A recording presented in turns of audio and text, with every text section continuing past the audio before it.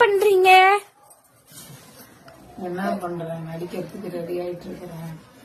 எப்படி பண்ணாலுமே ஜனங்களுக்கு பிடிக்காதது ஒண்ணு. ஜனங்களுக்கு பிடிக்குதோ இல்லையோ நம்மளுக்கு பிடிக்கணும்.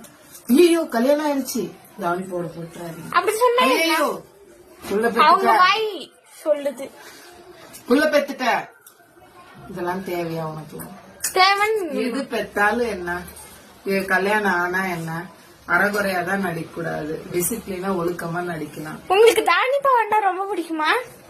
எனக்கு ரொம்ப பிடிச்சது தாவணி பாவாடை தான்.